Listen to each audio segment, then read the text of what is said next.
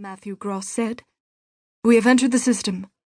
"No enemy contacts detected," Lieutenant Commander Cecilia Parkinson added, studying her console carefully. "I'm not detecting any starships within sensor range." Captain Sir William McElney sucked in his breath. HMS Thunderchild had slipped out of hyperspace on the very edge of the system, where there was no reason to expect to encounter enemy warships on patrol. But it was just possible that the Theocrats might have installed extensive deep space monitoring arrays. They were immensely expensive, even by the Commonwealth standards, yet the Theocracy needed them. Hebrides was right in the middle of the war front. "Take us into cloak," he ordered quietly. The tactical display updated again. A handful of freighters were making their way to and from the system's largest gas giant, but otherwise the system appeared to be empty. He knew it was an illusion. And then set course for Hebrides. "Aye, Captain," Gross said. "Course laid in." "Take us there," William ordered. He leaned back in his command chair as the starship picked up speed. Hebrides had never had the industrial base of Tyre. His homeworld had been a Stage 2 colony before the breakaway wars, but his people were industrious. The loans and equipment the Commonwealth had offered them during the first few years of membership had been used to establish a whole network of mining stations and industrial nodes. They'd even produced a second cloud scoop to match the one the Commonwealth had installed years ago. But now the system was as cold and still as the grave. The installations his people had produced were gone. They wouldn't have let them fall into enemy hands, he thought. The battle for Hebrides had been savage, but the outcome had been preordained from the start.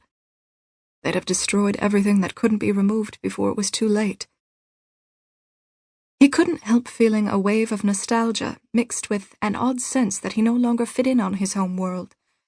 Decades had passed since he'd left, decades since he'd joined the Royal Navy. He'd thought about retiring and going home, but never very seriously. Only a handful of his family remained alive on the barren rock. His only surviving brother, Scott, had left too, and he hadn't been very close to any of them. He'd hated the planet's leaders with a passion, but they didn't deserve to be occupied by the Theocracy. No one does, he thought. The bastards couldn't even bother to wait for the end of the war before they started converting the population. He shuddered at the thought. He'd seen the recordings from Hebrides, from Cadiz, from a dozen other unfortunate worlds that had been occupied by the Theocracy, and he'd listened as countless refugees told their stories, warning the Commonwealth's population of the fate that was in store for them if they lost the war. The entire planetary government would be slaughtered, along with all military and religious personnel. Men would be expected to learn to pray, women would be forced to remain in their homes, children would be educated in Theocratic schools. Even if Hebrides was liberated tomorrow, William thought, the damage to her society would take generations to fix. But my people are tough, he thought. They will resist. The Office of Naval Intelligence insisted that Hebrides was still resisting the Theocracy. And, while William had learned to take ONI's pronouncements with a grain of salt, he had to admit that Hebrides was definitely well prepared for a long-term insurrection. The population was composed of stubborn men and women, most of whom had weapons and knew how to use them. And while other planets might be cowed by the threat of orbital bombardment, Hebrides had few population centers that could be threatened. There would be a planet-wide resistance, William was sure. But such a movement couldn't hope to do more than sting the Theocracy without outside help. Which is why we're here, he reminded himself. It's time to drive the bastards out of the system once and for all. He couldn't help feeling a surge of very mixed emotions. He knew the Commonwealth had needed time to build up its navy.